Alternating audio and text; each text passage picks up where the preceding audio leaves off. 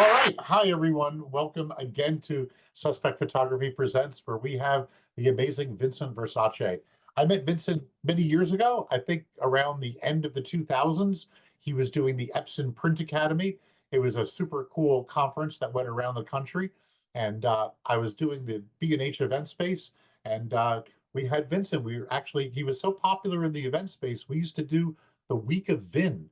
And that's where we had Vincent for 4 days, Monday through Thursday, in the event space. It was an exciting week when Vincent would come. A couple of things about Vincent. He's done a lot, and I think a lot of you, there's like 77 people right now at the beginning of this. So Vincent's quite famous. He really doesn't need an introduction. But I just want to tell a quick story about Vincent, and it's a recent story. Vincent goes to Cuba a lot, and I platformed him at an optic in many places in the past, and I've always seen his Cuba work, and I love his Cuba work. It doesn't look like your average Cuba work. And he runs workshops to Cuba. So you may, if you enjoy this presentation, you'll want to go to vincentversace.com. I'll drop that link into the chat so everyone can go there and go check him out in Cuba. But what did it was he posted a photograph, and it was a street scene with a ballerina dancing through, flying through the scene. And it was obviously it was some post Photoshop trickery, chicanery that was going on with it because he didn't hire 10 clones of the same ballerina. But what struck me was just the beautiful poetry of the photograph. And this is a photograph that it passed a litmus test. It's a photograph that I could live with. It just has a beautiful look to it. It was a realist photograph, but it also had a conceptual undertone to it. And then Vincent always tells these stories about why he likes to do these photographs and what the story is behind. So what does Vincent Versace, Ansel Adams, and James Joyce have in common? We're Well, wordy. Ansel Adams, you're a hell of a photographer. With James Joyce, there is a stream of consciousness. So I would tell everyone, relax, chill out, and just get ready for Vincent as he's going to start going and take this off. The topic is Cuba. He asked me how we should spin it. I said, just go for it. Just talk about your photography and what you do in Cuba. Vincent, thank you so much for joining the show. Thank you for having me. So I'm always interested. I'm as interested to hear what I'm going to say as you are because I really don't know what it is that I'm going to say. So it's always like this out of body experience for me to go, oh wow, and then I try to remember some sort of short turn of the phrase. Anyways, back to this at hand, the matter at hand. I have been asked by the National Museum of Fine Art of Cuba to do a presentation of my work on Cuba. And I will be the second American photographer to ever do that. The other was Peter Turnley. And so I'm in the process of working on that. And these are some of the images. I culled down what we're working with to 350 from the 900 that I have. So the name of the project is Cuba Turning the Last Page of 1962. And so I'm working on a multi-location project in which is turning the last page. I'm photographing Myanmar, India, New York, Paris, Cuba, and places around the United States, and the goal is to capture the echo of the past. For example, Burma, Myanmar, is turning the last page of the 19th century. So with this project, what it's about photographing Cuba. In the sense of that much of it is still trapped in 1962. There's an echo there. And the idea is pretty much predicated on the belief that a fish doesn't realize it's in the water. It doesn't know that it's in the ocean. And so what you have in Cuba is you have an echo of innocence and an echo of the way in which the world is. And so what I'm trying to do is to capture those moments and to show life as it is at street level, to visually show the world not as a tourist sees it, but as a part of the fabric, part of the woodwork of it. And I'm shooting it in both infrared and in visible spectrum and black and white.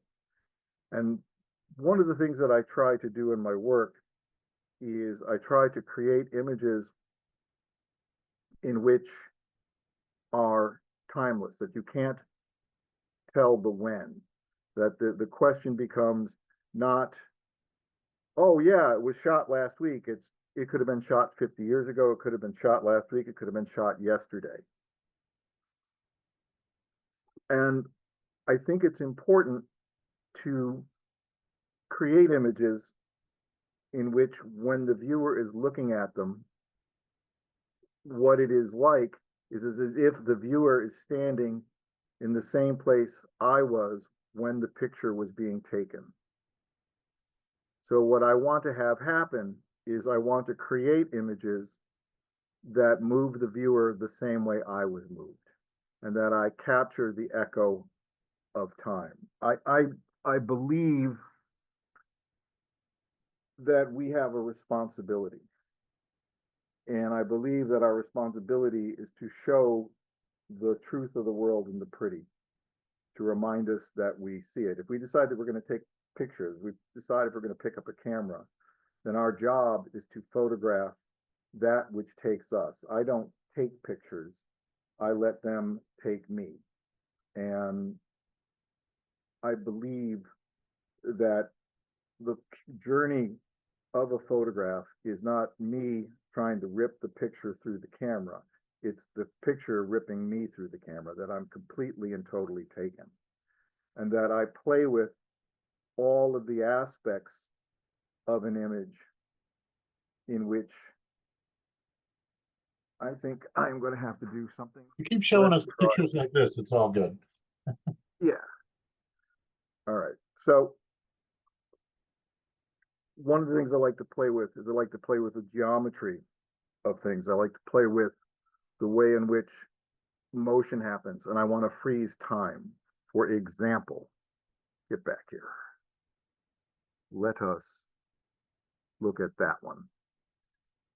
This is a prime example of when. We know the where, but we don't know the when. So this could have happened 62 years ago. It could have happened yesterday.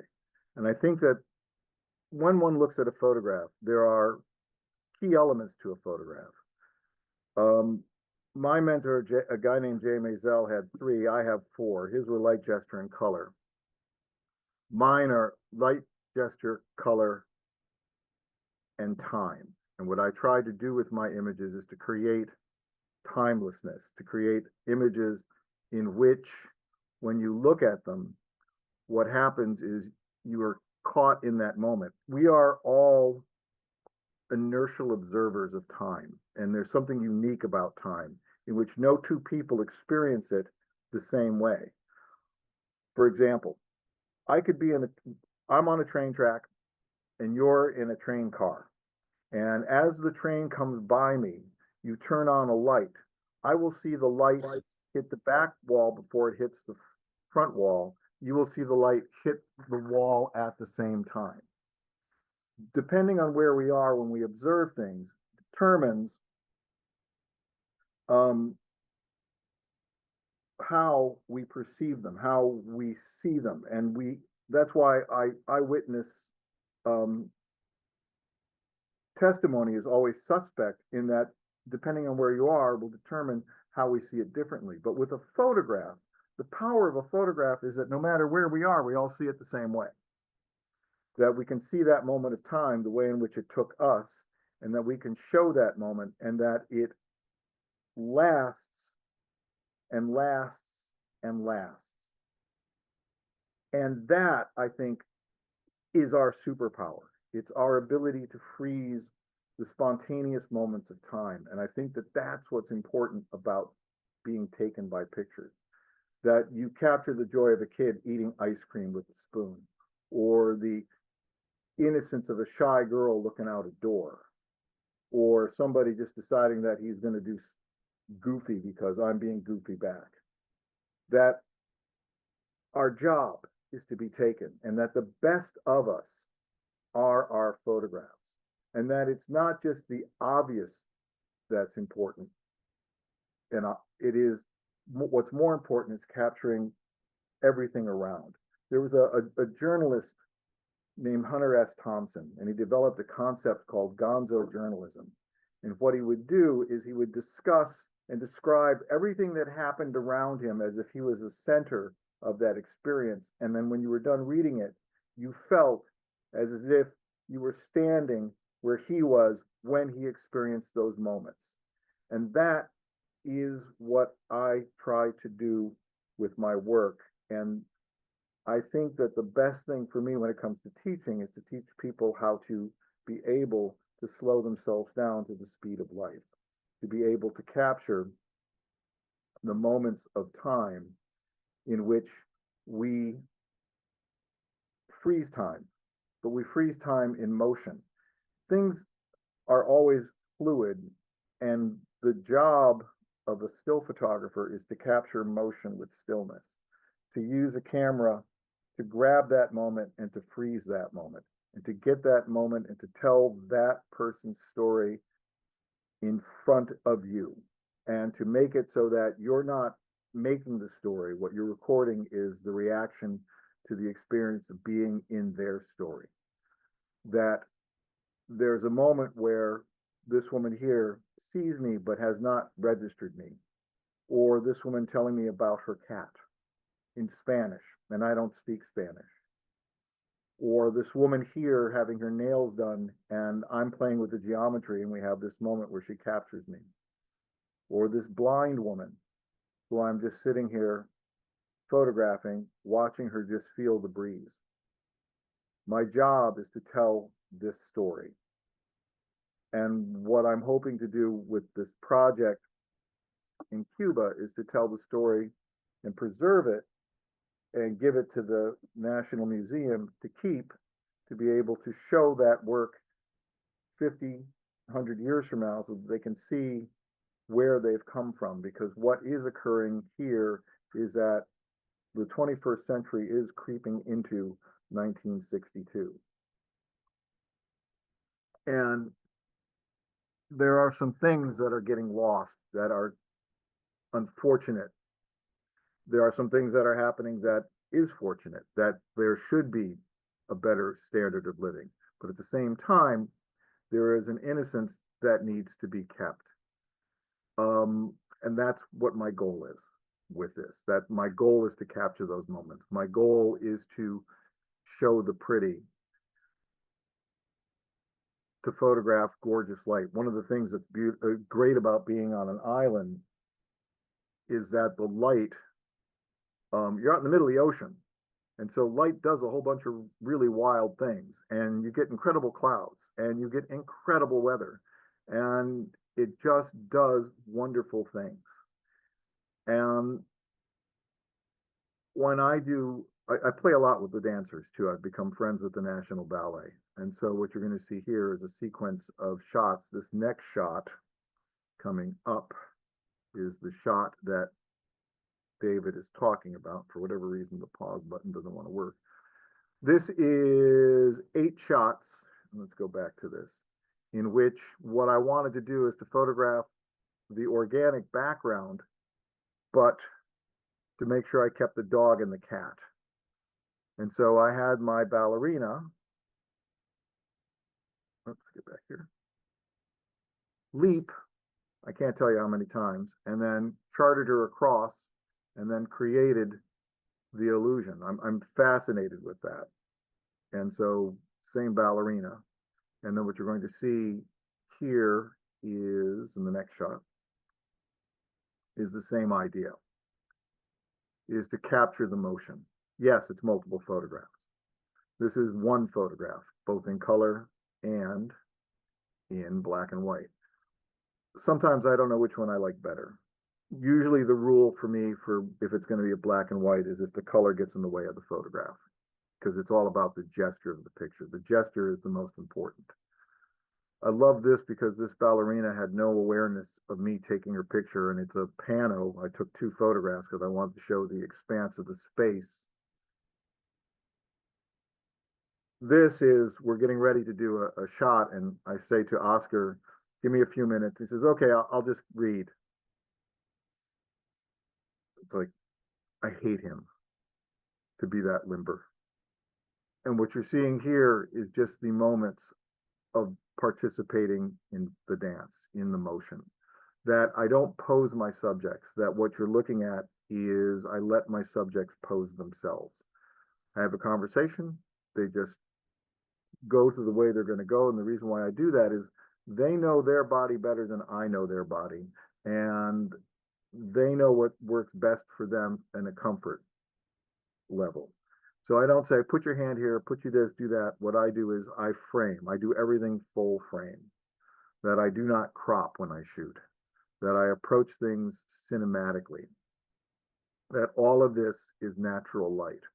So what you're looking at is available light, and you're looking at allowing the subject to be just that by slowing down to the speed of life and connecting with that person. That what I get is their reaction to my reaction to their reaction to my reaction, and that I ride that wave.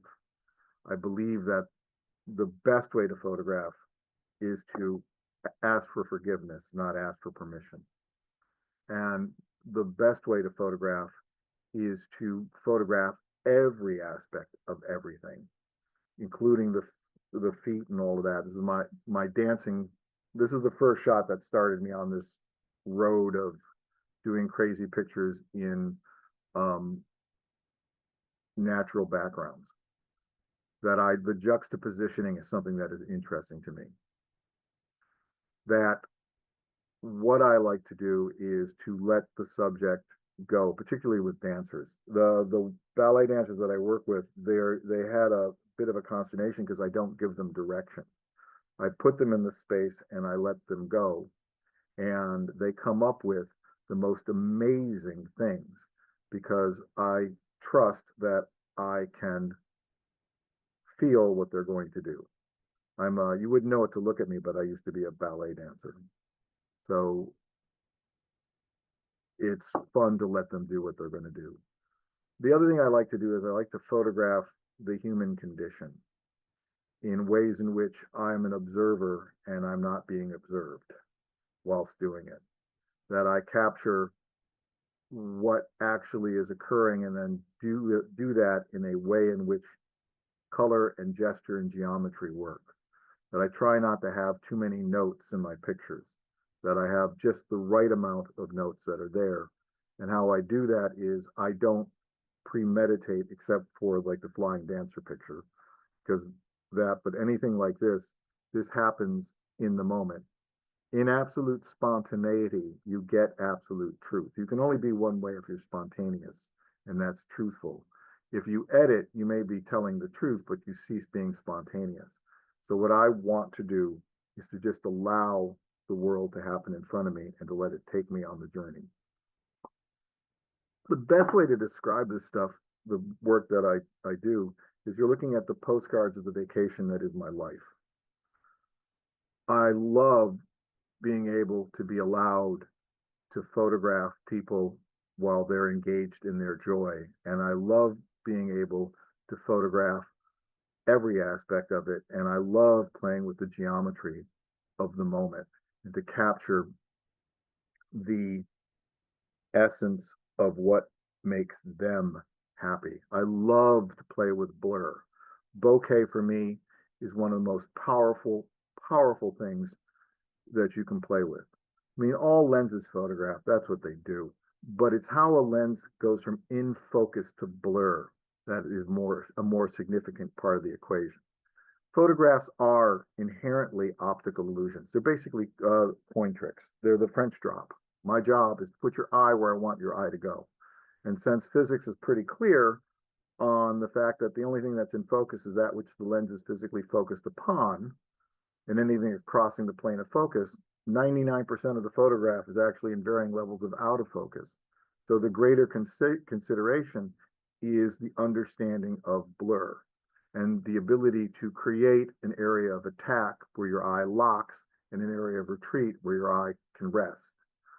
Things that I love about the way we are today with mirrorless cameras is they're silent.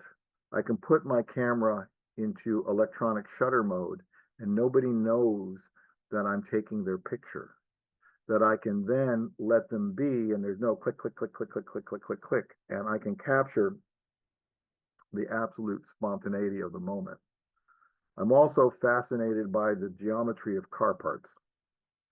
I give myself these little self projects is how many different ways can I uniquely photograph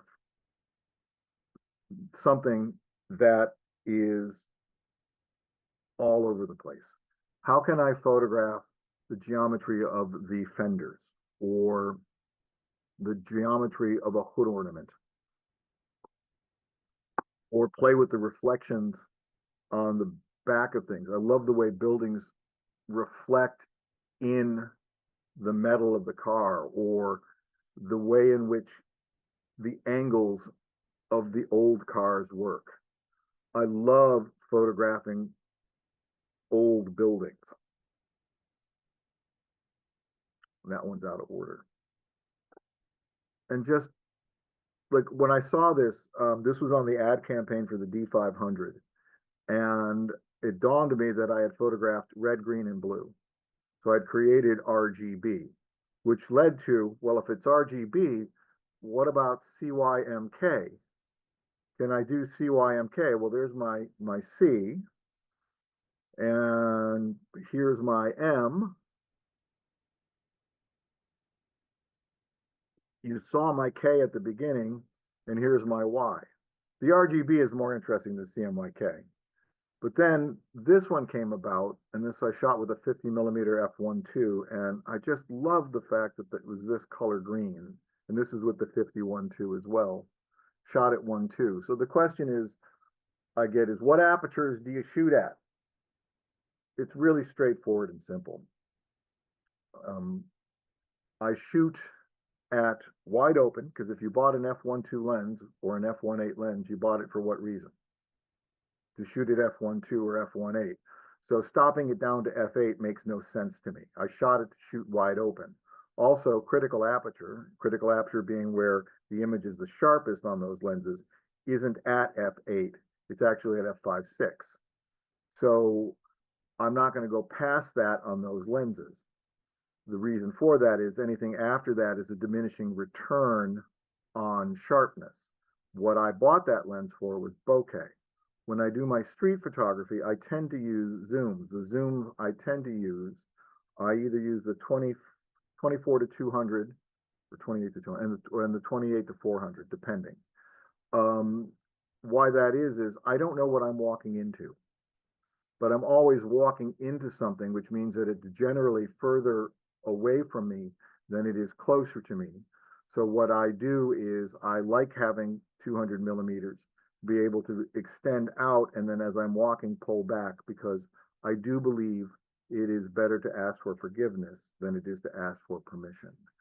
I take the picture that takes me, then I go up and ask if I can take their picture. So what I get is the peace signs and all the crazy stuff that people do. But what I have is the photograph of the moment that took me. And how I work is I don't pre-visualize the image until after the image has taken me and I've pushed the shutter down. So what happens the moment I click the shutter is I have in my mind's eye what the picture will look like on a wall in a frame when you look at it. And then from that, what I do is I go back and I remove everything that isn't that vision. And really what that vision is it's a sensation. It's a feeling. It is, when I look at it, this is how it feels. And so I just make the picture feel right.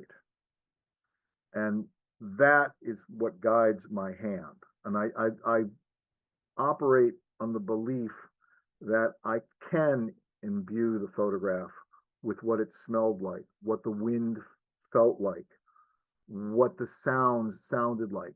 If I can have that in my mind's eye when guiding my hand, what I can create are images that have that echo, that there is a connection that the viewer has when they look at my picture as if they were the ones that took the picture, that was taken by the picture.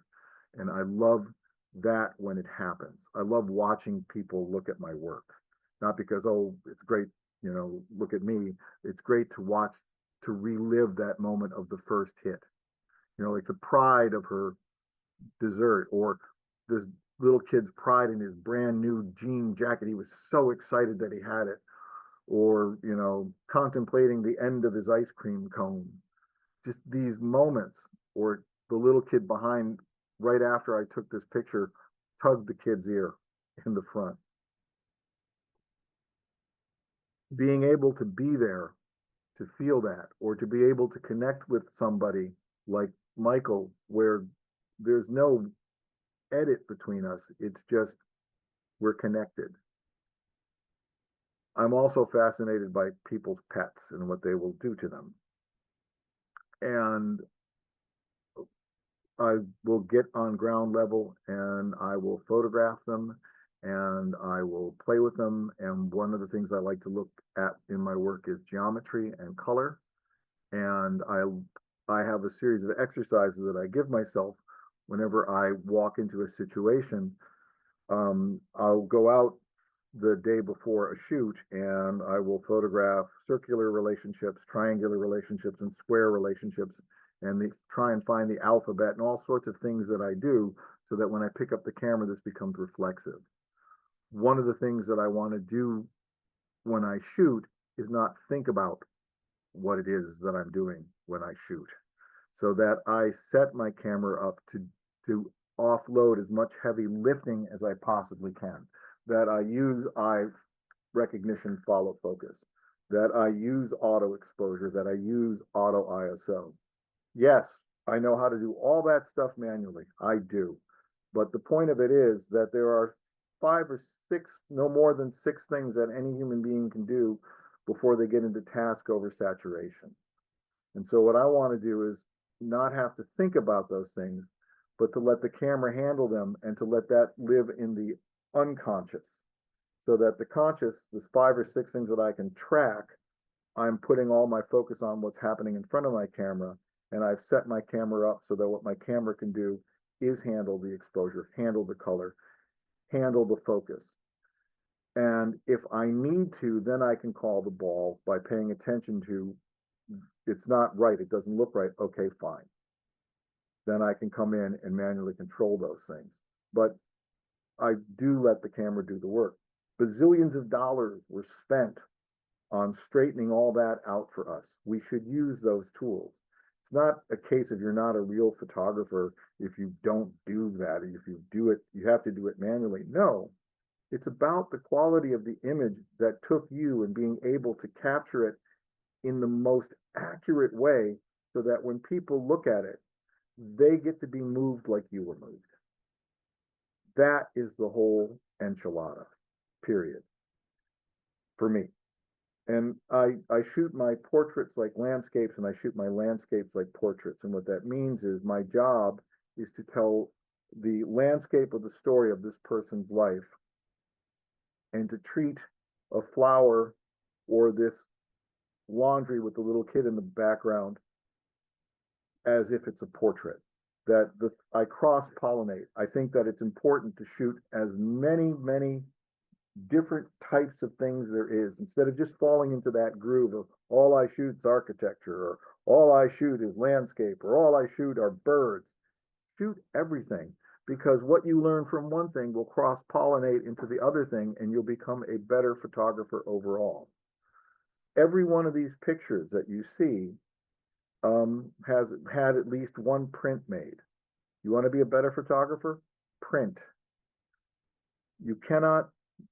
I cannot begin to impress upon you the impact looking at your images have in the print. And I cannot begin to impress upon you how that will affect the way in which you work by understanding oh, wow, I missed this layer mask. I didn't tweak this just right. Or that color is off. The issue here is that I have 1/3 of the color on a monitor that I do that comes out of the printer.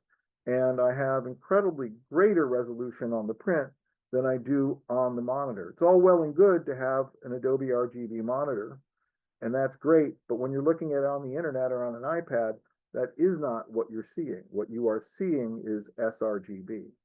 All the pictures that you're looking at here are sRGB. And the reason why that is it's a slideshow. These are the images that I put up on the internet. These are the images that I put on my iPad to show. The prints of these are spectacular.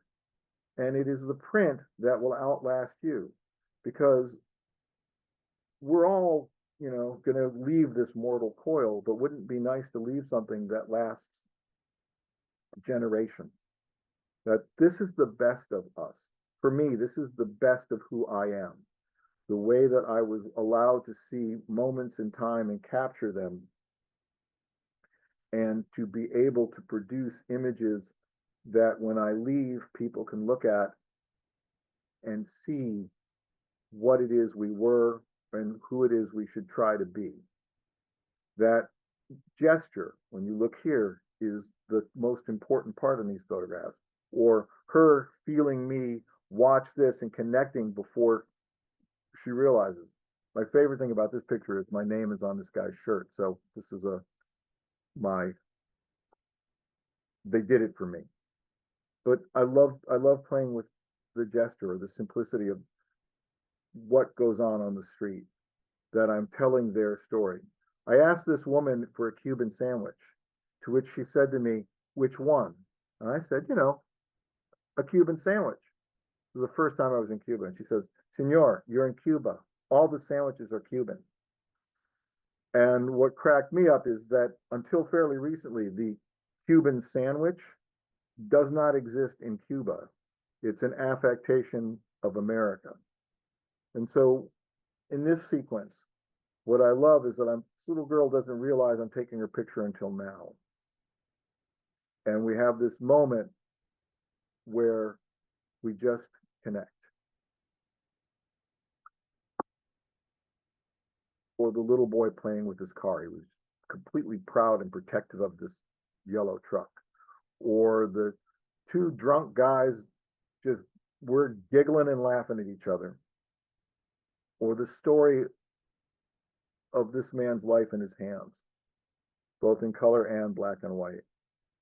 The next photograph is a picture of a guy who cuts coconuts. So what you're looking at is a machete taking out his hand, or the gesture of a woman's hand just waiting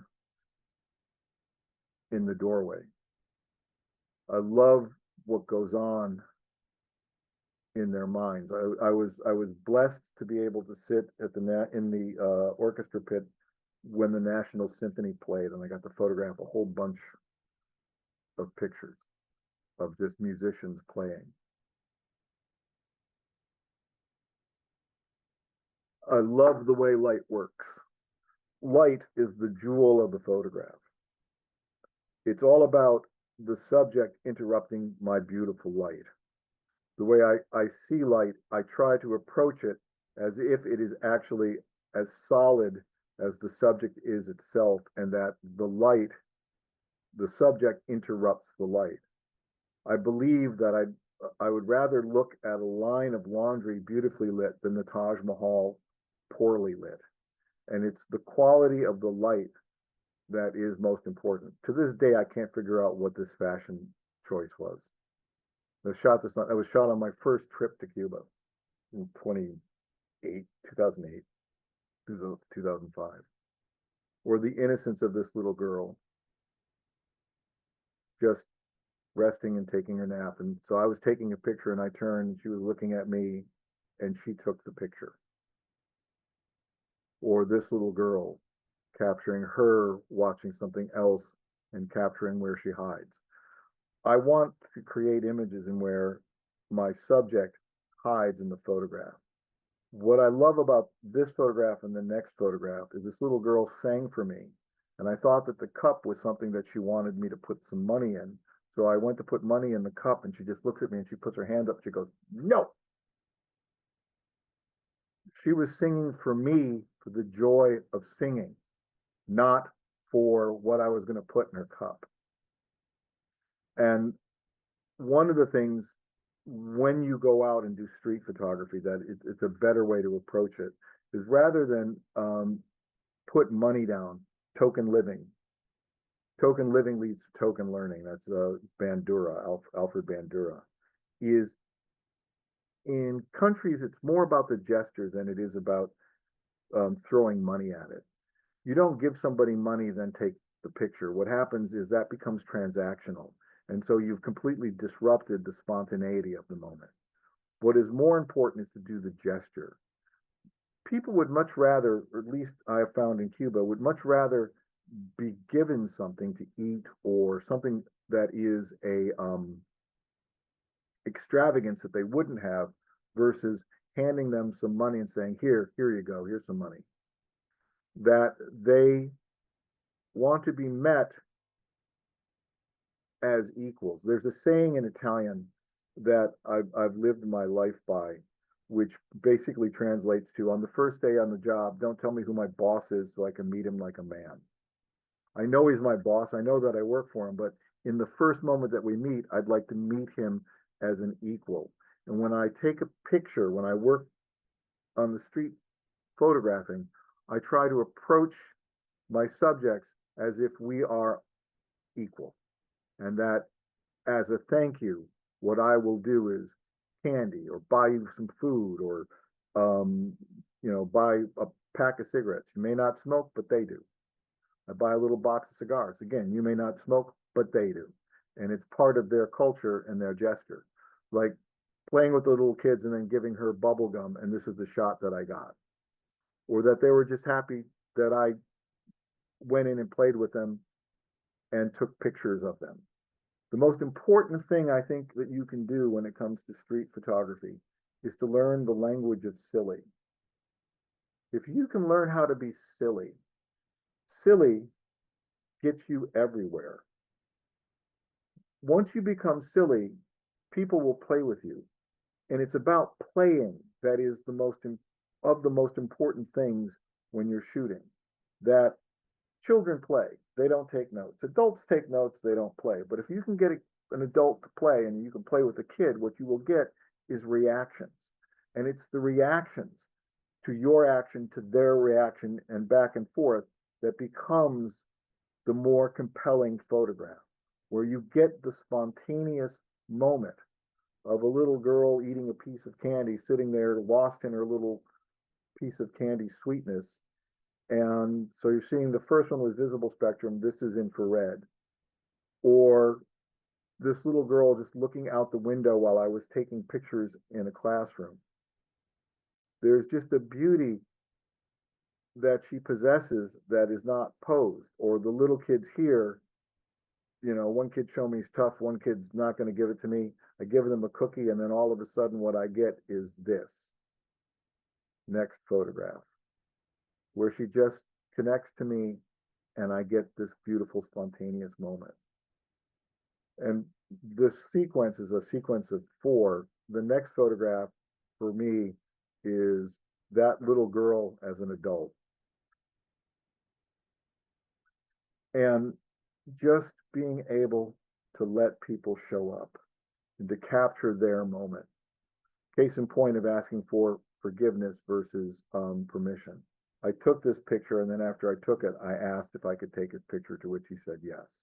But it isn't as interesting a photograph as that photograph. Or this woman who was telling me the story of her life, and she was just proud to live in Havana.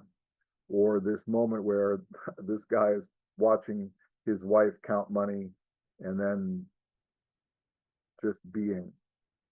That this is what I think is important when you travel. This is a photograph where they decided to share. Yesterday was a good day for rum with me on the street.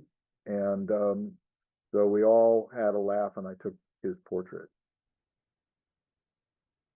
This is a musician who just is lost in playing the congas. This took me because it was just beautiful light. And so what I wanted to do was to capture that, and I didn't know which way I liked it, color or black and white. This was just street life. This was shot at the National Hotel because there are peacocks there, and it just took me to tell the whole story of everything, to tell the story of street vendors. Everything's on the table. Light coming through a water glass at lunch. A pedicab driving through the street. The question becomes when. Again, the question becomes when. That it's about telling the story. This is where I stay in Cuba. I rent an entire floor of a apartment building on the Malecon, and I photograph out my window, and it's never the same picture twice.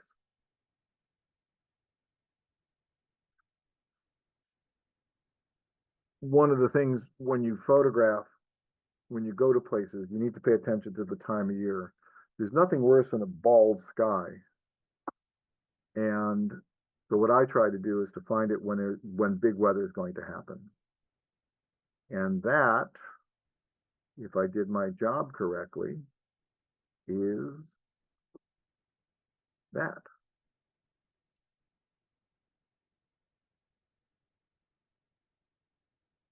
Are there any questions? That was amazing, Vincent. I love your work. I've seen a lot of Cuba stuff. I really like what you do with Cuba. So I've got a couple of questions here. Um, yeah, the work is really quite stunning. I like it as much as I did the first time I saw it. So I have a question for you, and I'm just going to run down just kind of as you were elaborating on your work.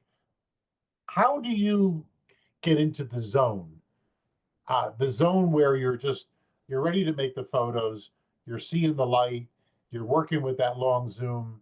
What do you do? Do you have any mantras? Do you psych yourself up? And you did sort of answer the question a little bit by saying that you're scouting out the day before, but can you give us any tips to get into the zone where you're hyper aware to make the amazing photographs that you make? I will give you 2 books to read that you should read. Books that I think everybody 3 books. I'm a liar. 3 books that I think everybody should read. The first book is written by John Cleese, and it's called Creativity. And John Cleese posits that creativity can be taught.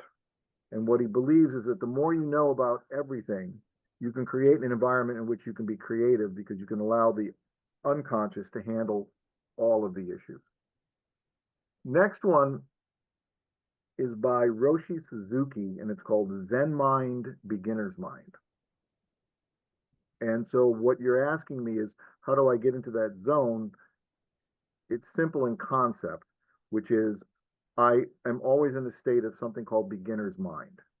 And what beginner's mind is that which says that I'm going to not succeed is equal to that which says I'm going to succeed at the moment in which I'm about to do it. So rather than err in the direction of I'm going to screw up and face plant, I'm going to err in the direction of I'm going to succeed. In a nutshell of what that book comes down to. What was the title of that book again? Zen Mind, Beginner's Mind. Okay. And the last one I know is going to sound counterintuitive. The Art of War by Sun Tzu. And the best translation, the easiest translation to read is James Clavell's translation. All you need do is replace the word war with art. And basically what it comes down to is know your camera as well as you know yourself, and you will know the outcome of every photograph. Know your camera half as well as you know yourself. You'll miss half the photographs, you'll get half the photographs. Have no idea about your camera, you will miss every picture. So what I'm always engaging in doing is I'm always engaging in practicing. I carry a camera with me wherever I go, except directly in my neighborhood because I have so many files I have to post process. What I don't need are more files. So, but when I'm out in the field and when I'm at working, that camera is with me and it's next to me when I sleep. Then Uh, super good it point. Making it an extension of yourself and not letting it get in the way of you, and you know how to work your camera. And I agree wholeheartedly on that. Um, I'm going. You're you've been going since 2008, 2006, or you've been going for quite some time. And I can we talk 29 about times. Been there 29 times. 29? Okay, that was my one question. How many times? Let's just talk about going to the same place multiple times.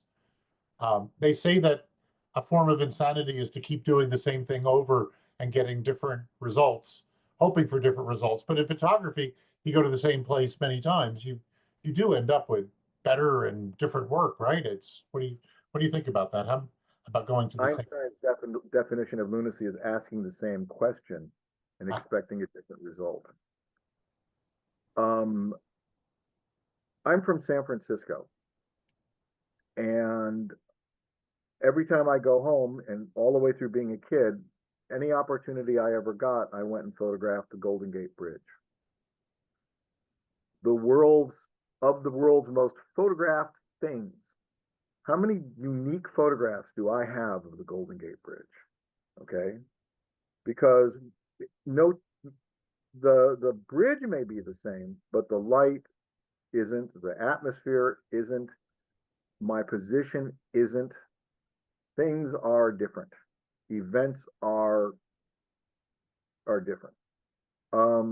I had a conversation with Jay where I was getting frustrated because I was editing myself, and so our conversation came to is like, so you don't think you should shoot that anymore because you've shot it? And I went, yeah. I says, well, no. What you should do is you should shoot it again because it will be different. There's an exercise in Spolin technique called 7 things. And so what you do is in this exercise, the instructor, the person running the exercise says, change 7 things about the way your attire. Okay. Now change 7 more things. That can't be the same 7 things. Now do it again. Now do it again. And after a point, you're so out of your head that that's where spontaneity happens. Have I photographed Havana? I have photographed Havana. I can't begin to tell you. Give you an example. Case in point, 29 times I've been to Cuba. 28 times I had walked in front of that street corner in which my flying dancer is. And it wasn't until time 28 that I stopped and saw what I was looking at. And then I went, oh my God, well, I'm coming back in January. This was November. I will get my dancer there and I will fly her through this location. We can look at things, but we don't see them. And the way in which you see them is you have to slow down to the speed of life. And how you slow down to the speed of life is that your mind and your body are in the same place. That you get into something called tachypsychia, which is the dilation of time. Have you ever had it where moments seem like a minute seems like an hour? Where a second all of a sudden is a no, don't do that. That sensation is where you want to be when you pick up a picture, that you can slow down to the speed of life. And as my high school photography teacher used to say, photography is neither fast or slow. It's right in the middle. And what you want to be is a half-fast photographer. So make sure that you're half-fast about your picture taking. And that's my best Okay, advice. okay. This is from Joel Klein, and I sort of answered it in the chat because I have photographed with you in the field, but let's talk briefly about a tripod. Tripods. Buy your last tripod first, spend the money, get a carbon fiber tripod. Don't get one of those little spindly ass ones. Get one that is good, solid carbon fiber. Get a ball head with an Arca Swiss mount and put an L bracket on your camera and hope that you never have to use the thing. Do I travel with a tripod? Everywhere I go. And is it a glorious trip when I don't have to pull the tripod out? Why, yes, it is. And I'm very excited about that. However, when I need a tripod, case in point, the Flying Dancer, that's a tripod shot. There's no way that's handheld. You cannot do that handheld. Would you recommend on a workshop to bring a tripod on the workshop and then basically grab it that morning if you know if you think you're going to need it, or leave the tripod at home? No, I bring my tripod. My tripod lives in the trunk of the car that I'm in, because the driver's always with the car. And if I need it, it's only a car away. It's only a walk down the stairs away. If I know I'm going to need it, then I bring it with me. Okay, I always make sure that I have the case with the strap that it comes in. gotcha. You know, don't pitch that and think you're not going to need it. Okay, we have a question from Catherine. Catherine asks, what is the best month to go to Cuba? It's the best time to go to Cuba is October to the first week of March, but the first week of March is pushing it. Yeah, I think that the best time to go to Cuba is when Vincent Versace is leading a workshop in Cuba. Yeah, but you know, being a humble Hollywood photographer, I can't say that, but you can. Okay. Um, so I have a question. This is my own question, and so yeah, I've been doing a lot of street photography lately, and a couple of our people that I do street photography with are in this audience, and I've taken a very high road to the ethics of street photography with minimal post processing, and I don't recommend heavy post processing and whatnot. But my question for you, Vincent, your compositions and your street photography is super clean. Do you do any cleanup in post? Because I want to say, Vin, you know, you're not working for the AP. You're working to make these. You're visualizing after you take the photo. When you're in post, do you clean up? Do you clone out? Is there anything if there's something mean in the photo? Do you feel like you got to take it out, or you leave everything in the sake of So you're asking me, do I do anything in Photoshop? well, I know. Okay. Okay, you do anything I in want you to, Photoshop? I want you to look clearly. Watch. Okay. Why, no, David. I don't do anything in Photoshop at all. That's just the way it erupts out of the camera. Just like that guy that has all those shots that claims that that's exactly the way it happened in the camera, because that's the way all cameras work. The question is, what are the rules of engagement? Okay. If I'm on a PJ job, or if I'm shooting an ad campaign, for example, I'm shooting a campaign for a lens, let's say, the only thing that I can do is I can remove the dust. Yeah. Okay. Now, if I'm photographing photojournalistically, I can only do those things which I could do in the darkroom, which is lighten, darken, contrast, and sharpen to correct for error of demosaicing of files, which all software does that automatically because of what happens in a Bay array. Now, Picasso said that art is the lie that tells the truth. What am I supposed to do here? What am I doing here? I want to move you the same way that I was moved, and I want to tell this story. I have to remove everything that isn't the photograph that took me. So yes, do I post-process?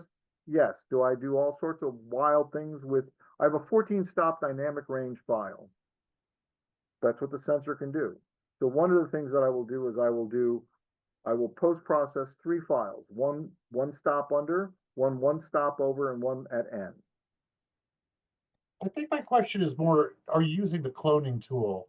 Are you using the healing patch tool? let's just say there's a candy wrapper.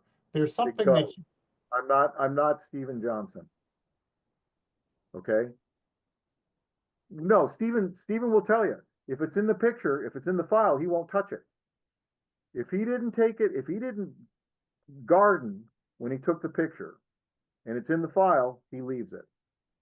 And I respect that. That I'm not busting his chops. I'm just saying that's his reality and he'll defend it and I'll defend it for him because that's his sense of the aesthetic. Okay. My sense of the aesthetic is if I missed it, it distracts from the photograph. And if it distracts from the photograph, it distracts from the coin trick that my pictures are. okay. Okay. I And like it. so, yeah, I do. That's a tool. It's just like the darkroom. You know, I know I'm with you. I've spent the year being this Stephen Johnson, this not messing with it, pre-visualizing, and I just recently worked with a model in Tulum, and I found myself I was cleaning her up in post, and I was like, wow, I haven't done this in a long time. But I felt a little dirty then cleaning her up. Like when she looks at that picture on Instagram, is she going to be like, "Where's my mole?" Well, okay. If she wants it back, I'll put it back. But to Okay, answer Ellen's question, I have 14 stops of dynamic range. I don't need to bracket. I can generate whatever it is that I need exposure wise out of the file that exists. One of the things I shake my head at, and before I get down this path and tick a bunch of people off, because that's about what I'm going to do. all right. In my black and white book, Professor Richard Zakia, the last thing that Dr. Zakia wrote before he passed away was the foreword to my book. Now, if you're not familiar with Richard Zakia, he is one of the people that helped create the zone system. And Professor Zakia was a reader on my black and white book. And he gave me his notes on the zone system to create my discussion of the zone system. When it comes to exposure, the zone system does not really apply to digital photography because you don't have you're a linear system. You're not logarithmic. Okay, it still applies with regards to discussion about printing and all of that, but people that are going to teach you the digital zone system, in my humble considered opinion, that's snake oil. And so you have 14 stops of dynamic range. The zone system only accounts for 10. You have 4 more stops than the zone system accounted for. And the reason why the zone system existed is because film could record 150 plus levels of gradation. Photographic paper had 7.5 stops. So you had to play with development to be able to get the print that you needed from the negative because it was all over the place. We don't have that issue. Like we don't have reciprocity failure in digital photography where we had reciprocity failure in film. So it's a You don't different no need world. to bracket. That's the answer there. You got the spectrum. The exposure 14 is stops of dynamic range. You don't. And you have 2.5 stops of dynamic range you can open up in a low ISO okay. image. So I got two questions from Laura and Roy, and they're both kind of related. So the first one from Laura is, are you primarily in Havana or do you go to other cities? So where else are you leading workshops these days? And well, right now there's some issues. I Santiago, I love to go to, but Santiago is really only good for 2 days. It's a pretty slow town, and I go to Vinales, which is one of my favorite places to go. But talk about moving slower than the speed of light is that place. But it's gorgeous. So I run of the 2 workshops that I do. Um, I do Havana and Vinales, and that's photography in November, in which every decision that I make is based on photography. There is no, let's go to the museum. We're not going to the museum. We're going to shoot because the best thing that you can do is have me out in the field and picking my brain and me taking you to a target-rich environment in which you can discover how to be taken. The one in January is the International Jazz Festival, which is music and photography, and it's a little bit more relaxed. Uh, I don't go to Santiago anymore, and the reason why I don't do that, and I'm trying to figure out how to do that, is that the internal flights from the Cuban airlines, their maintenance isn't the greatest, and they've had some crashes, and I really don't want to die in Cuba flying from Santiago. you want to die flying, you could do that easily domestic. Um, Right. That's oh, why I don't need to go to Cuba for that. so the one, the one thing everyone is here is that Vince and I are going to team up for a workshop at some point, so I could see that happening. The other question was from Roy, and it was the of all the locations in the world, of all the gin joints in the world, why Cuba?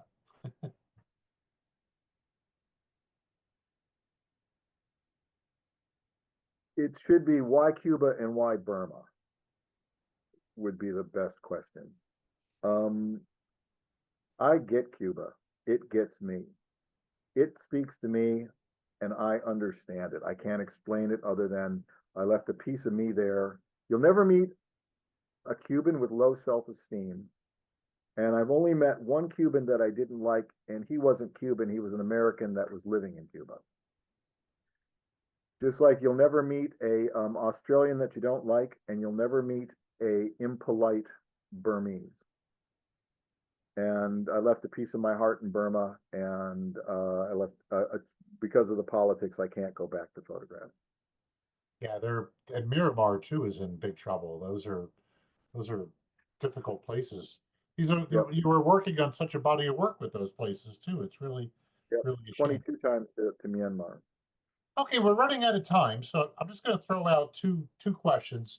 Pretty much everyone we've asked all the questions in the chat. I answered a few of them because I kind of know you. But I want to talk about the prints for a little bit. And whenever we talk, we're both printers. You're a master printer. Your prints are absolutely gorgeous, and we're seeing this shift towards digital and looking at things on iPads and we're not seeing prints the way we used to. And you said it that you want to become a better photographer, make prints. Totally agree with you 100%. But you also said today or tonight about leaving something behind. And I just want to kind of throw out to you on this one that you also said that our prints are important, our images are important, the work that we create, because as time marches on, we're capturing something from the past. And I've seen this really frequently being a New Yorker. I get in my Facebook feed, I get these like New York shots from the 90s. And to me, the 90s just seem like yesterday, but they're really poignant shots because New York City looks so different in the 90s. When you're here, you're living it, you don't see the changes as much. But so just making those shots is important, and it's the vernacular, the regular shots that we all make. But here's my question to you: have you ever been to a flea market and you see that a pile of prints or proof sheets that's in a box? It's at the flea market, and this could be like Vincent, you're a published photographer, a published author, so you're a little more important, a little more accomplished than the way person. But for a lot of us that just shoot a lot, we make prints, we pass on, and now our prints end up on a table in a flea market. Um, I was thinking, like, should you leave a time capsule with that? Is it important? Do you label the back of your prints, who you are, where you shot it, the year? Is there any kind of protocol really for an archive that, let's face it, unless you have like you're working on getting your work inside the museum in Cuba, that's where it belongs because you've got this snapshot. But for a lot of us, we don't have an access to a museum. Any strategy you'd want to share with that? Well, first off, Avery labels are archival. So if you want, you put a Avery label on the back of your print or on the back of the mat. But every picture that I post process, every one is printed at least once 13 by 19. And so I have prints coming out of my ears. But Ansel Adams said that the greatest photographers in the world are always the greatest printers, but the greatest printers are not necessarily the greatest photographers. And if you want to become a better photographer, understanding the final outcome of a reflective image versus a transmissive image, which is what a monitor is. You can hide so much, almost said a bad word. You can hide so much stuff on a monitor because it's 100 DPI. Okay, I'm at 2880 by 1440 at 300 or 360, depending on which printer DPI. I cannot hide. It's there looking at me. So I want to make sure that I have the best possible image. You're only as good as your state of the art. And my state of the art is when my signature goes on it, what I am saying is that's the best I can do. And monitors aren't the best you can do. If that's the best you can do, okay. And if you're happy with that, okay. But I think you'll be happier with big piles of prints and the joy of handing somebody a picture as a gift, or the buzz of when somebody buys your work. To the thing that I know this sounds like I'm just full of myself when I say this, but I don't make my photographs for anybody but me. It's not really important to me if people like my pictures. It's just important that I like my pictures. Don't get me wrong. Absolutely makes my day when people like my picture. It does. It's just that's a buzz I love to get. And when somebody buys one of my pictures, that's even better. But should you mark the back? Sure. There's actually a whole, thing of this, putting down that what paper, what ink, what camera, and all of that. If you're selling something, there's a APAD rule on that. One of the things I don't do, like if you come to my studio in my house, I have probably easily 150 pictures up on all the walls between the two. And not one of them has my signature on it. And the reason for that is it's my house. I know who I am. Oh, the work prints, yeah. Yeah, it's like I don't need to see my egogram or egograph everywhere. But when I sell a print, the last thing I do is sign it. And when I sign it, I'm saying that's the best I can do. Last question for you. You mentioned about how you work with subjects in the street, especially children. You talked about silly, and I just want to ask you, were you a graduate of the Ministry of Silly Walks? Yes, I am a graduate of the Ministry of Silly Walks. I do whatever I can. No, it's like one of the best things you can do as a photographer is take an improv acting class, go to theater sports, learn how to play. Very good. All right, this has been amazing. I want to let everyone know that we have recorded this, so we want to all of us. Let's give just a giant thank you to Vincent for sharing your amazing work and your images and your wisdom. I see some claps going on. Thank you so much, Vincent. It's always a pleasure. And just want to also say that you hit 96 people. I took a picture on the screen and sent it to my capo, Manny, and saying, Vincent always delivers. You've had the most amount of people for any Suspect Photography Presents going on. So well done, sir. Give my best to Manny. Okay. Thank you, everyone, for joining us. This will be recorded. It has been recorded. In a couple of days, I'll post it. Thanks, everyone. We'll see you on the next time. Thanks.